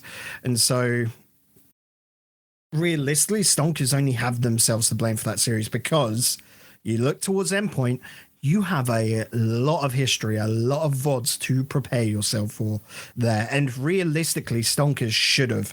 They have no reason not to have prepared themselves, especially with a week break, against every single team that is here today. There is no excuse to any of these teams to be doing that, And Stonkers, to me, just did not seem ready for Endpoint, because we have to say Endpoint came out of the gate against Stonkers and just absolutely blew them out of the water. They were able to adjust, but Endpoint adjusted back, And when it came to Solary, I feel like that was just, for them, another rival series matchup. Solary were adjusting very nicely there in game 2 and 3 and completely dominated them. Stonkers did come back and adjust like they do, but Solary, had adjusted as well. For me, it just seems like Stonkers just weren't able to realistically match up to Solary's pace and power. Well, it's sort of like what we were talking about in previous weeks, and how RCD always went to game 7s and it felt like they were going to have problems sort of closing out in the early game, and how would that translate over the best of 7s? Well, it turns out it didn't translate over very well. The match that it took Solary on in the rival series season in week 2 went to a 5-minute overtime in game 5. We had a long overtime in the game 5 once again, but game 6 and game 7, it kind of didn't go all that well for the Stonkers side. So if this was a best of 5 scenario, then this would have been a Stonkers victory. I'm not sure where they go in the last couple games of the series, though, because it feels like they sort of drop off the edge of the earth. I think that I think that they are adjusted against quite frequently, and they can't always counter adjust. And I feel like that will get you some of the early series victories and certainly get you quite far in best of 5 contexts. But the adjustments weren't there in the later stages of the series from the Stonkers side. And again, I feel like you're right. I feel like they could have done a lot more research, a lot more preparation against the likes of Solary. Obviously, they've got preparation experience in playing already against Solary's side, and they were on match point at one point, so they could have been able to take a 4-2 victory and been up in that winners final position, qualifying in the first place position. But again, they just kind of hit a brick wall, and as soon as they did, they just didn't know how to deal with it. So again, another reason which I find that Stonkers win in game 5s is purely because they come out of the gate quite well, and then they quite often lose game 2 and even 3, and then that's by the time they need 2 games to adjust, is what I'm saying right now. And Solary, after game 2, had pretty much beaten them. Let's just put it that way, just by the Stonkers or XRCD mentality. Like I said, where they need those 2 games, where Solary are able to take games 2 and 3, and it all came down to, can Solary adjust the Stonkers there? And you could see that they were adjusting the Stonkers there in game 5, hence that massive overtime. So it felt like after that win, even for Stonkers, when you went into the game 6 and you could see Solary had got up ahead, you were like, that's it, done. Stonkers have lost by that point. It was super close, but you could see that Solary just had the upper advantage, and Stonkers are, for me anyway, Jay, a little too slow to adjust their opponents.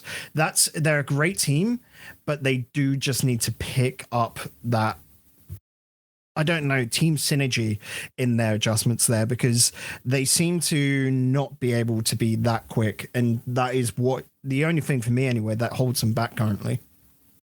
Yeah, and I think it kind of goes into what we were saying in previous weeks about how we need to see this squad sort of take another season in the rival series to get the confidence back and to make those adjustments. But I wanted to sort of touch on that a little bit. Obviously, we've talked in great depth about Tox's mentality, but the rest of the players there, do we see them making the necessary adjustments in terms of the mental game and in terms of the consistency that will get them to a point where next season they are qualifying for the championship series? I possibly. So it's going to be a hard one because I honestly think this team could maybe make a swap player wise. And I mean, elephant in the room there, if they swap out Tox, he is the strongest player from RCD Espanyol, in my opinion. What about you, Jay? Yeah, absolutely. Yeah. So if they get rid of their strongest player, they need to replace him with a similar strong player to be able to play at their current level, and hold up into a promotion player spot. But who do you replace him with? And, that's then you're opening up a whole different problem, because then you've got to get a player up to the same level that you're currently at. And there's a lot of ifs and buts around that. So for me, I want this team to go back to the drawing board. I want Tox to mature because then they can improve. And then it's all just coming around to communication. You can see already that with RCD previously, they had a lot of great support structure there.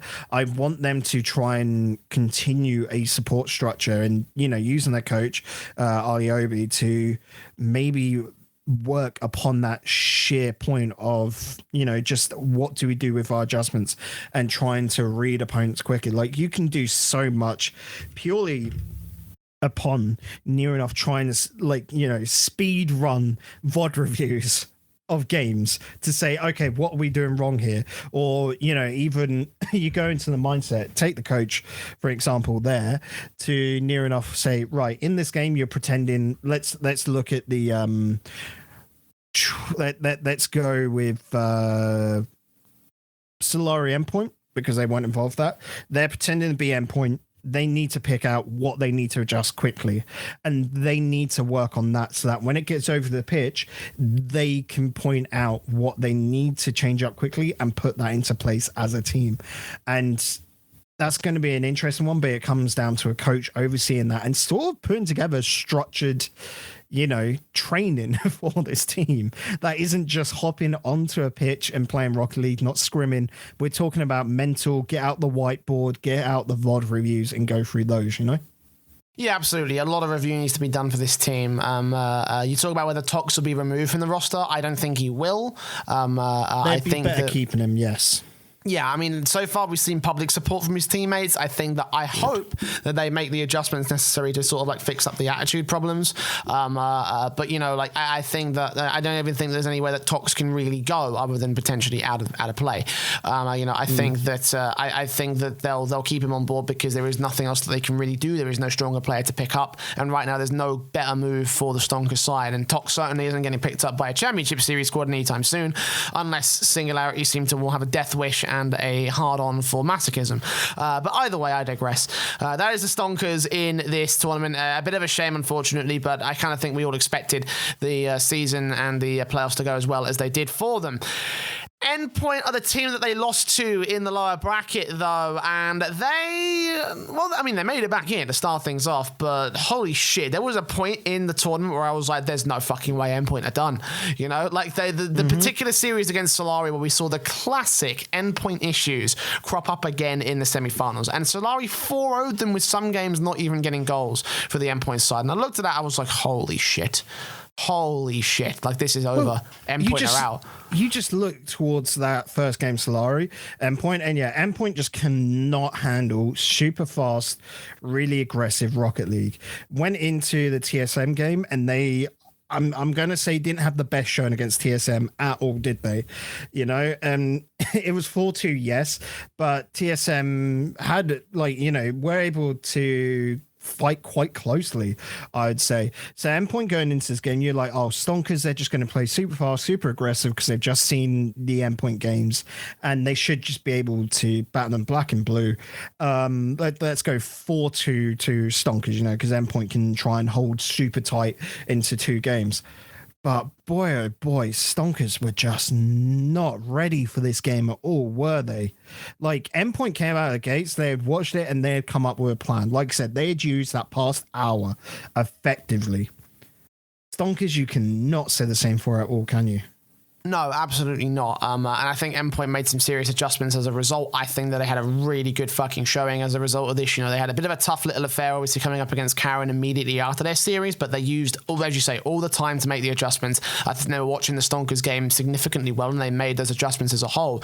You talk about how, you know, they can't handle super fast aggression on the Endpoint side, and it's like, well, Stonkers are the perfect kind of team to sort of, you know, punish that, because they are a bunch of super fast fucking players. They're Spanish bim bam, whole, like, through and through. You know, and Tox is a very aggressive and very good player. And it's like, you talk about them, and it's like, on theory, on paper, Stonkers should have been able to win that match. But Endpoint have really shown that they've got the longevity, I think, to find their way back into championship series sort of positions. I think the next big thing for them is to find more preparation in some of their matches going forward in next season's tournaments, and as well as that, to find even more consistency, because there were points where some players just dropped off the edge of a cliff and they were nowhere to be seen. And I'm concerned about that with Endpoint, because they're in a very similar situation to Reciprocity right now, for me at least, where I think, hey, what can we change in this lineup that will give them the opportunity to improve? And the truth is I don't think there's much.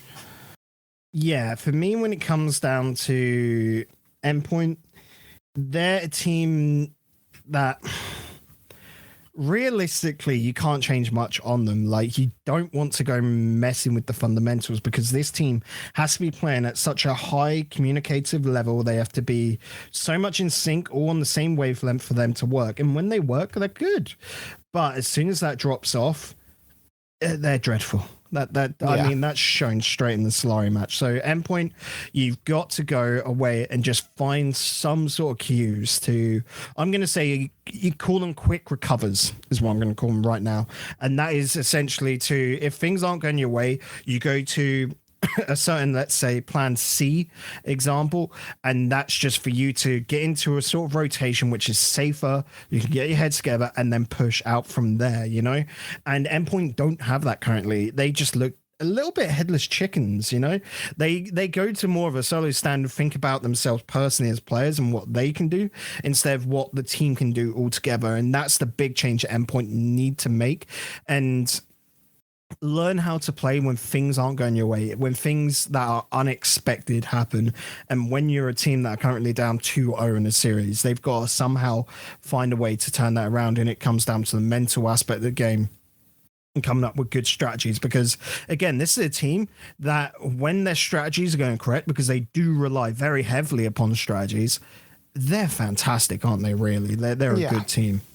I think the thing they need to go ahead and do when they move on is probably to get more information on the players that they're up against. Obviously, they had a mountain of information during this tournament because they had all the rival series VODs, and of course, they had the matches from Solary and Stonkers, in their respective matches in the winners' finals and in the semi-finals. You know, that they've got a ton of information they can use from that, and they've got a lot of up-to-date and recent information.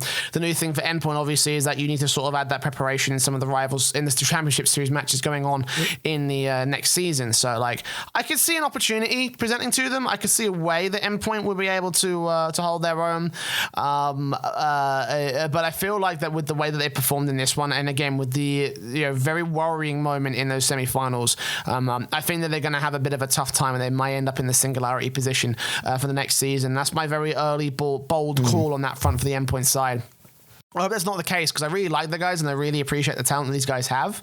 But I just have to say that, I think that Endpoint have a little bit of a ways to go to get themselves back into like a contending position, Oh, yeah, definitely. Completely agree on that. And Endpoint, like, they've survived this season. Their big sort of test now for me is that, month break until the spring series. Let's see what they do at the spring series.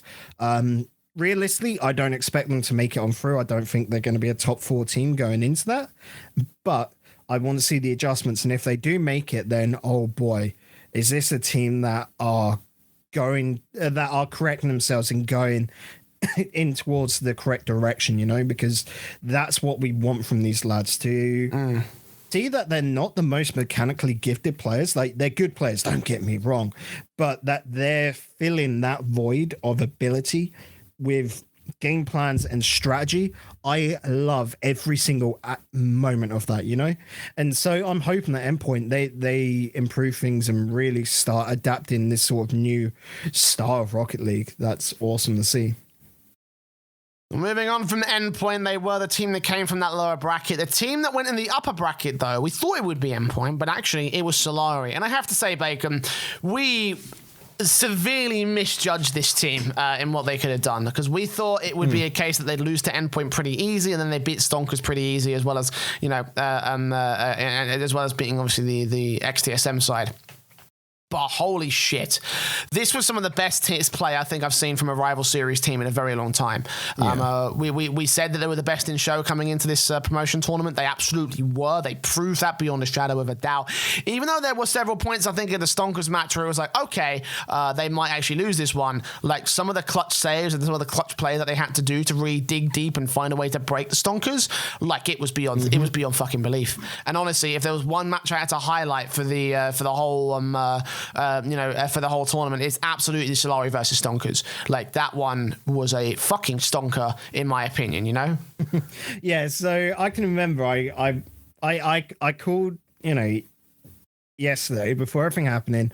Endpoint, Solary, they're the two teams they're going through. But like you said, I think we all thought Endpoint were the clear upper, you know, team to make it through without a loss, and Solary through the lowers, you know, really upsetting. And that was the tone there. Everyone thought Stonkers, after, you know, all that's going on, that they might get a little bit tilted, and we've seen them go through there. Like analytically, like we said, we didn't think they were going to adjust, and that came on true. But oh boy, they showed their strength, like not only straight off the gate, out of the gates, taking out Endpoint, and that really falls upon more Endpoint than anything else. But it's that win against Stonkers, like you said, where they were the real deal. Like, this is a team that is ready to go into RLCS. They've now got, you know, months to adjust and try and like pick it up, because mechanically they're so ready. It just comes down to the mental and more preparedness going into each and every series. So that's exciting. But then now, like going into next season, they've got a whole new sort of like ball game to play, because they've got the real big dogs there now. And we can say going forward that RLCS is fucking stacked. You know, absolutely. Like this is going to, like, next season is going to be crazy unless something, you know, terrible happens and players drop off. But Solary, they show, for me, like they're a completely brand new team, formed together, made it through plans, made it through the RLRS, and made it into RLCS all in one season, and all fresh, brand new players. They are exciting, and I don't know how Solary as an org saw that this was going to happen. I don't think they did. I think they potentially thought they were just going in relatively cheap, and then RLRS team and use this more as, like, you know, part of their Twitch stream team sort of area, and they have got way more than they bargained for in the best way possible.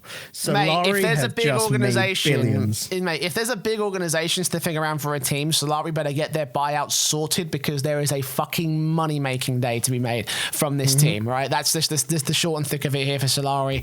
For the team as a whole, though, I have to say that, like, one of the cool things about this squad is the fact that they came in from the upper bracket and they beat the other team that qualified and re-qualified, in the case of Endpoint, an RLCS team, and they beat them confidently. You know, that's already a good start in terms of your RLCS campaign. The fact that you've got, excuse me, a big easy win above a team who got an easy victory above a team who you're probably going to be contesting for their spot next season. You know, you probably might be in that 7th or 6th position if you're the Solary squad, and Endpoint are going to be the team that's chasing you down. So, like, the fact that they've already got that victory on the board, and it wasn't a victory against a team that's clearly fallen off the edge. You know, like, we thought Endpoint would be fighting for that 7th and 6th position, and potentially even a 5th position if they were lucky. You know, the fact that Solary have gotten that victory above a team that, you know, certainly were the best championship series team in this tournament, that's big. That's really, really big for Solary. And the talent level in this team has skyrocketed in the last few weeks. I think we were very slow to take notice of Solary in the rival series season, but, you know, they've had a really, really good time, and they are in such a good fucking spot. So Solary during the rival series were a team that was a grower, realistically. And like I said before, 2 weeks ago, they were a team that didn't get many games. Like they were, in weeks 1 and 2, they had no games week 1. Week 2, they faced off against RCD, Espanyol, and BDS. Those were their 2 games, so 2 losses there. They played well, but a lot of people would have slept on them there. Going into week 3, they took down Triple Trouble and Notorious Legion. So they was like, oh, hang on there for a second. Week 4, they go up against Savage Geneva and absolutely thrash them. That was expected by everyone. But week 5 was when they really, showed up, took down the Baguette squad handily again. And that was the point where they were looking on 4 wins and were looking quite handsome, for they'd near enough secured themselves up into the top 6 at that point by most people's imagination. So going into, week 6, where they took down RJM and Weedham Girls, they're like, it was at that point where you're coming towards the end of the season as well. And you're like, hang on, this Solary team are actually really legit, but it's taken so damn long to get to the point for them to prove that they're legit. Craziness. But it all came together, like you said, in this promotion playoffs where you're just there going, okay, what can this team realistically do? Because we didn't get to see Solary in the European Invitation, did we? So we never got to see them up against RLCS teams. And here we got to finally see that, and we're like, okay, they're ready. And it's all coming down to 3 very mechanically skilled players that all they need now is, I would say, a coach to finish them off, and that would have them complete. Because you can see the Solary team, Jay, and you can go, I think they're on par with Barca. They're on that same sort of level. And I'm just saying, like, coming into next season, because they're so mechanically gifted, they just got to work on the mental aspect. And you've seen their playstyle work for Barca in the past. So what's to stop them making it work in RLCS? It just comes down to, in this next grown season, they can't throw, what happened to AS Monaco, because AS Monaco looked so good, so ready for RLCS, and then just in that off season, something happened, within the team that just made them completely lose confidence and drop on out of RLCS. And I just hope that doesn't happen for Solary, because Solary, for me, they look more convincing than Endpoint currently. But like I said, Endpoint have got the room to grow and they can do it, and it all comes down to mental. Solary, when they start now working on the mental, where they will get in a coach and will start picking up the very last aspects of the team that it needs, which is, learning to adjust to other teams ahead of time and learning game plans and all that sort of jazz.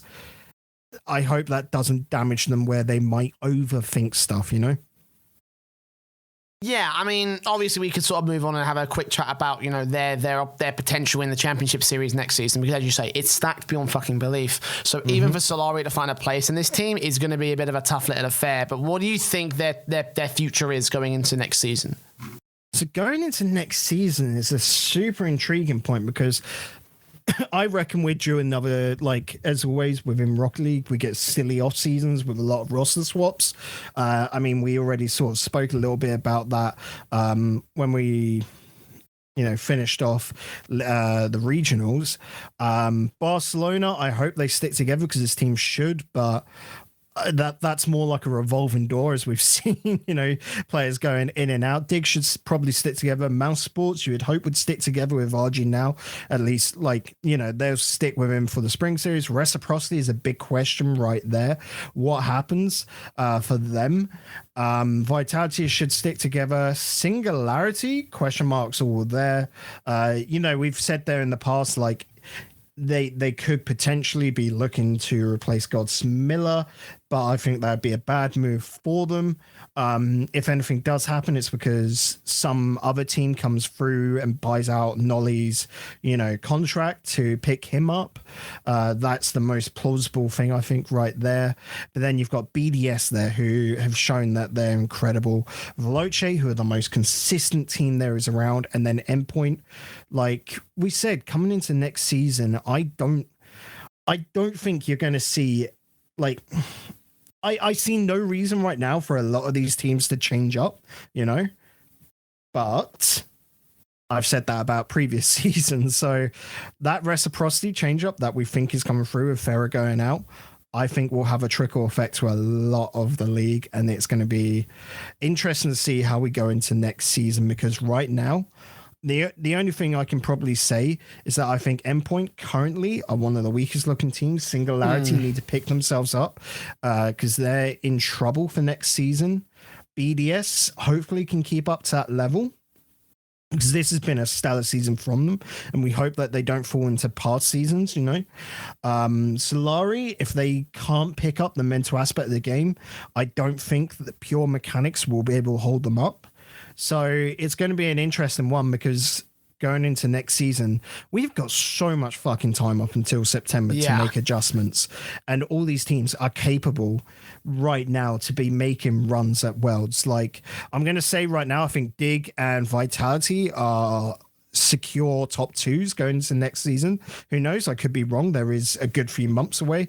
But you would take them just by the caliber of players and by their history to be able to make top two. But then that leaves you 2 spots left for Worlds and 8 teams that can make a potential run-in for that, you know? Yeah, I'm going to be excited to see how well how things roll up. Again, we've got 5 months to the beginning of the next season. Within rough estimations, there's still a lot that could happen, and we'll be reporting all the major roster moves as and when they happen, because this season probably is not going to this probably isn't going to be the last sort of look at the landscape before we get to that point. There's lots to happen in between now and then. So go on. I'm just thinking as well, with the current world climate, we have got realistically no lands. There are definitely no lands booked before next season starts, you know? So that's going to be a super interesting one as well, because normally we can see an idea of performance at lands beforehand, can't we? But this at online is a complete different beast, isn't it? So it's going to be interesting coming into next season, because you see a lot of players, like definitely from RLCS teams, where from their land performance where they can't stack out, teams might look to make the changes there because they're striving to make it to Worlds. And so when a player can't play on land, they go, well, he's a problem. Or, you know, that mentality where they suddenly change under those very high stress environments, it shows a player's weakness. Here, all players are going to be looking their best in the off season because they're in comfort at home, and going into next league play is going to be absolute crazy.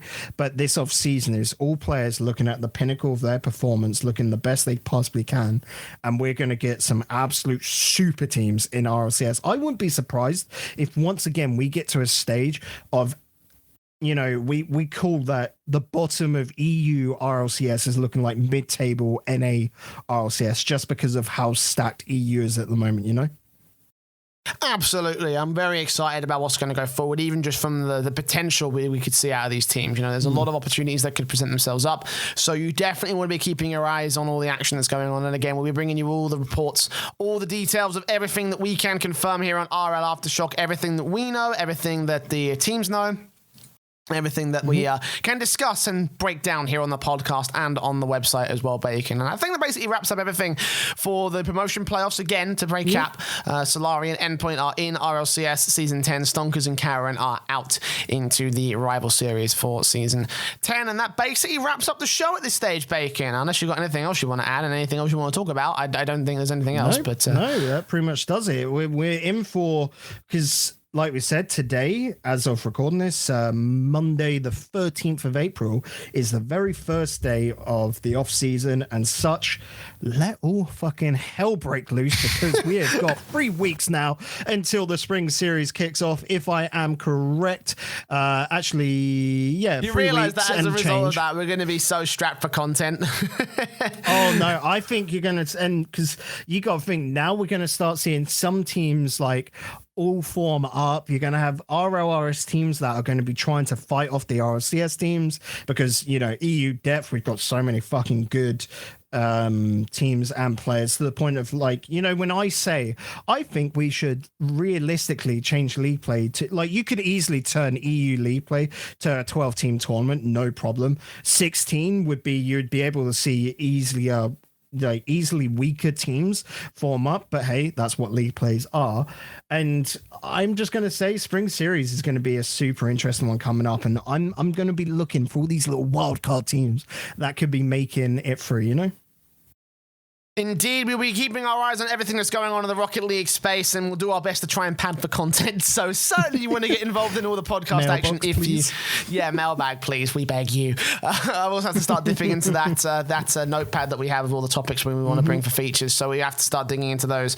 So again, be sure to get involved in the show, because I think over the next few weeks we're going to need it. But we do have some other tournaments going on. Of course, there is the Rising Stars stuff that we mentioned earlier on in the show, Fireball, Golden Dust, Rocket Baguette, and the Europa Rising Stars League. So there's a lot going on, and again, we'll be trying to cover up as much of that as we can.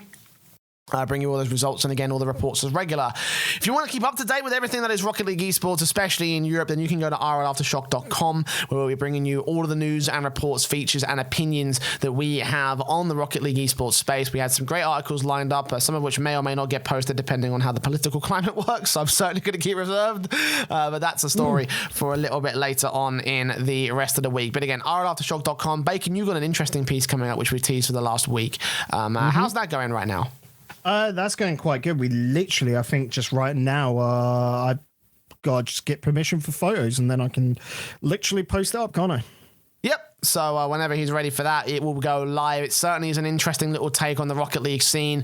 Certainly one that no one's really done, and something that no one's really done, to be honest, Bacon. So like certainly might be worth a quick read from you. So again, RLAfterShock.com if you want to keep up to date with all of that jazz.